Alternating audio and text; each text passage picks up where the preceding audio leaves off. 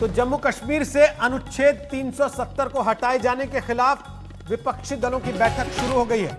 श्रीनगर के गुपकार में महबूबा मुफ्ती की पार्टी पीडीपी समेत 6 पार्टियों की मीटिंग चल रही है। गुपकार बैठक में आगे की रणनीति पर चर्चा हो रही है। आपको बता दें कि परसों रात ही महबूबा मुफ्ती की रिहाई के आदेश हुए थे और उसके बाद महबूबा मुफ्ती राजनीतिक गतिविधियां वापस तेजी से बढ़ा रही हैं। कल भी उन्होंने मुलाकात की थी फारूक अब्दुल्ला और उमर अब्दुल्ला से और आज गुपकार में विपक्षी पार्टियों की मीटिंग हो रही है।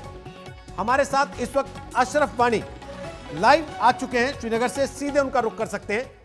अशरफ, अगर यह मीटिंग में प्रस्ताव के खिलाफ कोई प्रस्ताव पास कर भी देते हैं, अगर इस मीटिंग में एक राय बन जाती है जो कि पहले से दिख रही है कि 370 के खिलाफ आवाज उठानी है, तो उसके आगे क्या?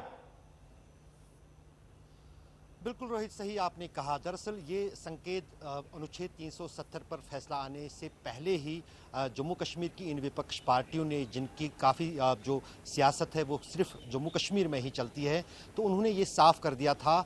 यहाँ तक कि जब अनुच्छेद 370 5 अगस्त को हटाया गया था तब बनक भी नहीं थी कई सारे नेताओं के पास कि इस तरह का फैसला जो है संसद में 5 अगस्त 2019 को लिया जाएगा। उससे ठीक एक दिन पहले भी गुपकार में ही सभी अपने मतभेद जो इन पार्टियों के बीच में आपस में है, एक दूसरे के खून के प्यासे हैं, लेकिन उसके बावजूद भी 4 अगस्त 2019 को ये इसी जगह पर मिले थे और वहाँ पर इन्होंने साफ कहा था कि वो अनुच्छेद 370 हटाने के खिलाफ आवाज़ उठाएंगे। लेकिन अब करीब 14 महीने बाद एक बार फिर जम्मू कश्मीर की जितनी भी विपक्ष की पार्टियां हैं वो एकजुट फिर एक बार हो गई है और एक ही जगह पर, उसी जगह पर दोबारा मिल रही हैं जहां पर 4 अगस्त 2019 को मिली थी। वो है मुख्यमंत्री और जम्मू कश्मीर के सबसे वरिष्ठ नेता फारूक अब्दुल्ला का निवास, उसका घर वहीं पर, और उसी के हिसाब से इसका नाम भी दिया गया है क्योंकि गुपकार रोड जो है, जो गुपकार का इलाका है श्रीनगर का, जहां पर सभी वीआईपी और नेता रहते हैं,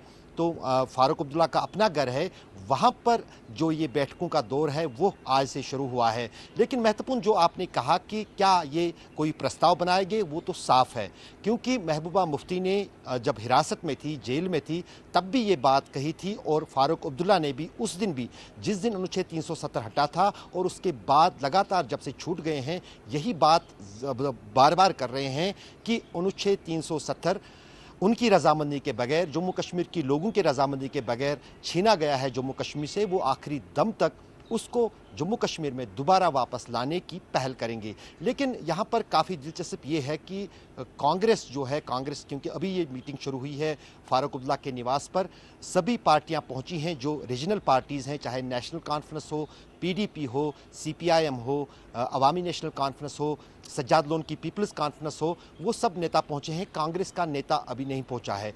अगर कांग्रेस का नेता भी इस बैठक में पहुंचा है तो जाहिर है कि कहीं ना कहीं इस प्रस्ताव को लेकर या इस बैठक को लेकर केंद्र की सबसे बड़ी विपक्ष की पार्टी कांग्रेस का भी जो है ग्रीन सिग्नल है या हाथ है। तो कहीं ना कहीं ये अब लड़ाई जो है अब जम्मू कश्मीर की राजनीति को छोड़कर फिर देश की राजनीति में सीधी तरह से बदल जाएगी। यहाँ तक कि कांग्रेस ने शुरू से ही संसद में भी और उसके बाद भी लगातार ये कहा है कि अगर उनकी सरकार आती है तो वो दोबारा अनुच्छेद 370 को वापस लाएंगे। ठीक, तो वापस आते हैं आपके पास। ये होगा कि जब ये मीटिंग चल रही है, कांग्रेस के नेता अभी नहीं पहुंचे हैं, देखने की बात होगी कि कांग्रेस क्या इस मीटिंग का हिस्सा बनती है या नहीं बनती है। वैसे केंद्रीय मंत्री गिरिराज सिंह का कहना है कि कश्मीर की झूठी चिंता करने वाले नेताओं ने अब तक कश्मीर को नफरत के सिवा दिया क्या? मैं आज 1 साल से भी ज्यादा अरसे के बाद रिहा हुई हूं। इस दौरान 5 अगस्त 2019 के काले दिन का काला फैसला हर पल मेरे दिल और रूह पे वार करता रहा और मुझे एहसास है कि यही कैफियत जम्मू कश्मीर के तमाम लोगों की रही होगी। हम में से कोई भी शख्स उस दिन की डाकाजनी और बेइज्जती को कतन भूल नहीं सकता।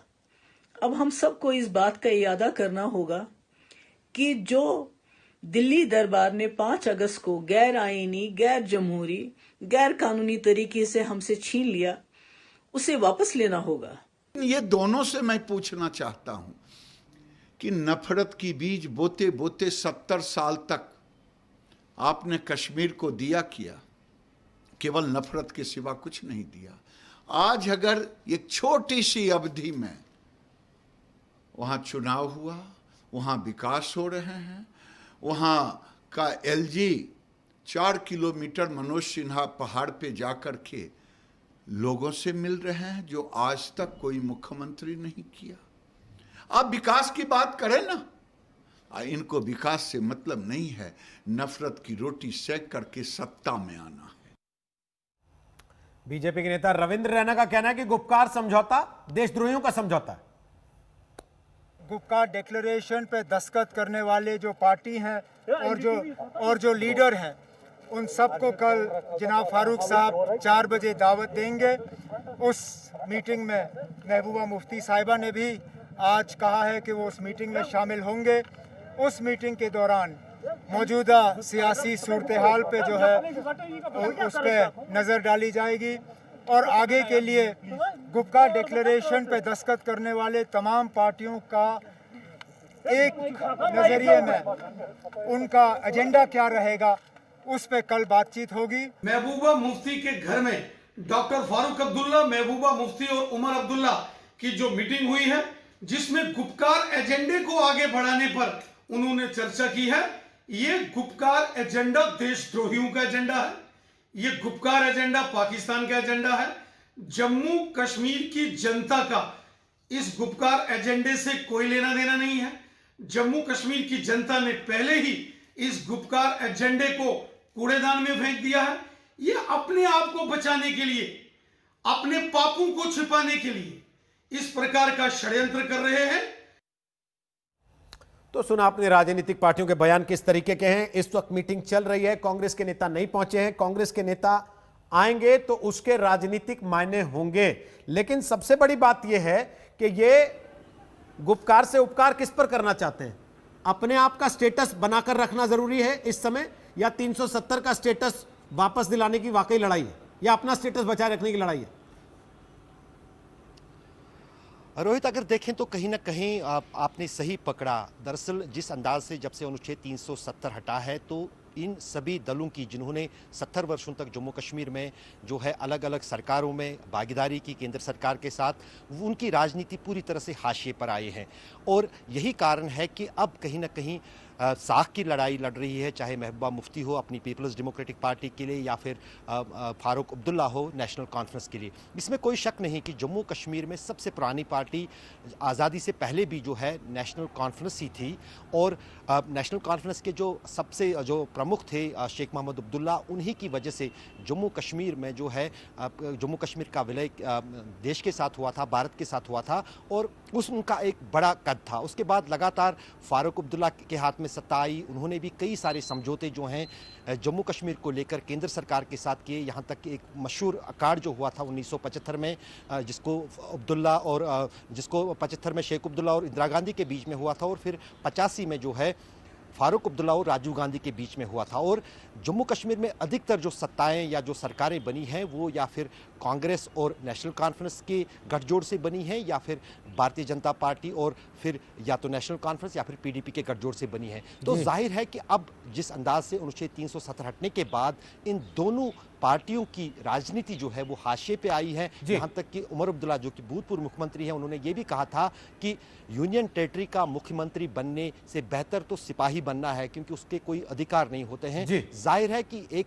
तरह से एक दबाव है और कहीं ना कहीं जो है अपनी राजनीति को बचाने की कोशिश है। बहुत बहुत शुक्रिया फिलहाल अशरफ वानी श्रीनगर से जानकारी देने के लिए। तो गुपकार समझौते को लेकर मीटिंग, क्या 370 को वापस बहाल कराने का प्रस्ताव पास होगा, या असल में 370 का स्टेटस वापस दिलाने से ज्यादा अहम अपना स्टेटस बचाने की लड़ाई कश्मीर में राजनीतिक पार्टियां लड़ रही हैं। शाम 5 बजे इस पर दंगल देखना मत भूलिएगा। रुक कर अगली खबर का। असम में मदरसा पर तनातनी के बाद कुंभ पर राजनीतिक कोहराम है। कांग्रेस के नेता उदित राज ने कुंभ पर सरकारी खर्च को लेकर सवाल उठाया, तो बीजेपी ने भी पलटवार किया। जो जनतंत्र के अंदर जो राज्य की अवधारणा है, सरकार की अवधारणा है कि सरकार का कोई अपना धर्म नहीं है, और सरकार को किसी भी धार्मिक कृत्य या पूजा पाठ कर्मकांड या किसी पर्टिकुलर रिलीजन की टीचिंग या प्रीचिंग के लिए दूर रहना चाहिए, फंड नहीं करना चाहिए। तो सबके लिए एक बराबर मापदंड होना चाहिए।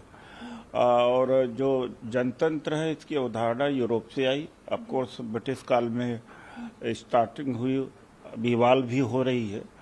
तो एक वेलफेयर स्टेट है, तो वेलफेयर स्टेट का कंसेप्ट ही है कि उसका रिलीजन से सेपरेशन है। Political power is separate from religious power. तो ये इस कंटेक्स्ट में मैंने बोला कि सबका बराबर ट्रीट करो। कांग्रेस के राष्ट्रीय प्रवक्ता के इस बयान से कांग्रेस का चरित्र देश के सामने आ गया कि हिंदुस्तान की संस्कृति, जो हमारी सनातनी संस्कृति है, उसको मिटाने की एक साजिश जो इनके मन में थी, आज वो जबान पर आ गई। क्योंकि ये सरकार से बाहर चले गए, देश की जनता ने इनको बाहर कर दिया इन्हीं सब कृत्य की वजह से। और अगर ये सरकार में रहते तो इनका अगला एजेंडा ये था कि ये हमारी हिंदू संस्कृति को खत्म करने के लिए इस तरह के काम सरकार की आड़ में करते। और इसी के साथ हम ले रहे एक छोटा सा ब्रेक, लेकिन आप देखते रहिए आज तक।